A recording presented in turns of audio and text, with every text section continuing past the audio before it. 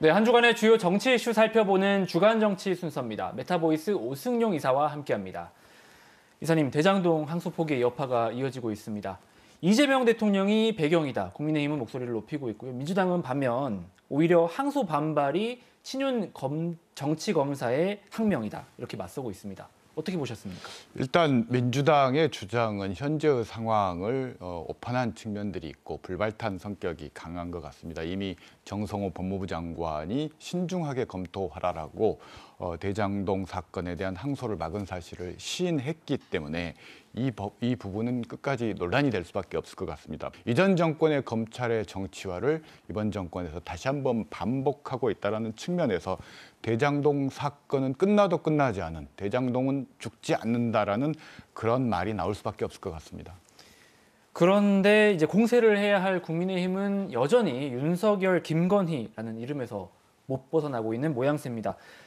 특히 김기현 의원이 당대표가 된 뒤 김건희 여사에게 명품 가방을 선물했다. 이 사실 때문에 좀 무리를 빚고 있는데 대가성이 있는 거 아니냐 이런 말이 나올 수밖에 없어 보이거든요. 네, 사회적 예의 차원의 선물이라고 얘기했지만 사회통념상 뇌물의 성격이 매우 강하다. 매관매직이라고 평가할 수 있는 부분이 있다라고 할 수 있을 것 같습니다. 대통령실의 당무 개입으로 김기현 당시 후보가 당대표에 당선이 됐고 김건희 씨의 국정 개입으로 대통령실이 당대표 선거에 개입한 것이라면 당시 대한민국이 윤석열 정부가 아니라 김건희 정부라는 비아냥을 피할 수 없을 것 같습니다. 네, 이번엔 광주 전남 얘기로 넘어가 보겠습니다. 최대 현안으로 꼽히는 군공항 이전이 그동안 속도를 내지 못하고 있었는데 6자 TF 회의가 최근 김용범 정책실장의 이 의견을 밝혔습니다. 12월에 회의를 하겠다 이런 얘기를 했습니다. 진전이 좀 있을까요? 일단 KBS 여론조사를 보면 무한국민의 군 민간공항 통합 이전에 대해서 찬성이 52%, 반대 39%로 반대 의견이 하락세를 보이고 있다는 점에서 고무적인 측면이 있습니다. 네.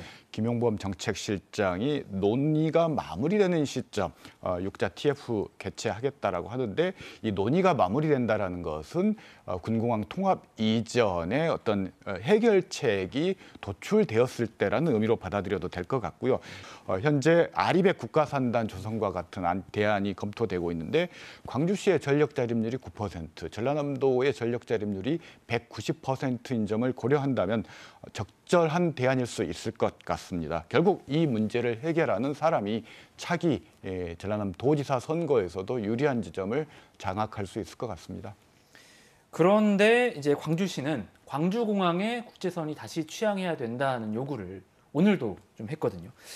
이게 군공항 이제 통합, 민간공항, 군공항 통합에는 역행하는 거 아니냐 이런 우려도 있습니다. 어떻게 보십니까? 시민들에게 혼선을 줄 수 있다. 지금 두 개의 신호가 오고 가고 있다는 것은 여러 가지로 좋은 의미는 아닌 것 같습니다. 정부 차원에서 6자 TF 논의를 통해서 이 해결책이 거의 마무리 단계에 이르고 있는 시점에서 이렇게 얘기하는 것은 좀 이해하기 어려운 측면들이 있고 자칫 지역 내 갈등과 행정 역행 논란을 불러일으킬 수밖에 없을 것 같습니다. 한편 광주시와 정치권은 AI 컴퓨팅 센터 유치 불발에 대한 대안으로 이번에는 MPU 컴퓨팅 센터 설립을 촉구하고 있습니다. 정부 여당이 좀 화답할 수 있을까요? 일단 이 부분은 좀 아슬아슬한 측면이 있는 것 같습니다. 비록 광주시 약속은 아니지만 전라남도의 국가 AI 컴퓨팅 센터를 지원을 했기 때문에 사실상 대통령 공약이 수행된 것으로 바라보고 있는데 이 부분들이 또 광주시가 제기했을 때 이 부분들을 어떻게 받아들일지 좀 의문이고요. 또 하나는 정부 측에서 이 부분들에 대해서 명확한 답을 주기가 매우 어렵습니다. 지방선거를 목전에 두고 AI 컴퓨팅 센터를 전남에, NPU 컴퓨팅 센터를 광주에 연이어서 줄 경우 부울경 등 다른 지역의 여론을 자극할 수 있을 것 같아서 정부 차원에서 이와 관련된 명확한 신호를 보내기는 매우 어려울 거라고 봅니다. 여쭤본 현안들이 전부 사실 지방선거와도 깊은 연관을 가질 수밖에 없는 그런 형국인데요. 이번에는 조국혁신당 얘기를 해보면요. 조국 전 비대위원장이 오늘 당대표 선거 출마를 공식화했습니다. 지방선거가 사실은 얼마 남지 않은 시점에서 무엇보다 호남에서 성과를 낼 수 있을 거냐가 관심인데 지난주 KBS 여론조사를 보면 사실 지지율이 국민의힘과 동률일 정도로 호남에서요. 좀 하락세 추세인데 반등이 가능할 거라 보십니까? 일단 말씀하셨듯이 KBS 여론조사에서 오차범위가 플러스 마이너스 2.0이었던 여론조사에서 5%로 동률이었다라는 겁니다.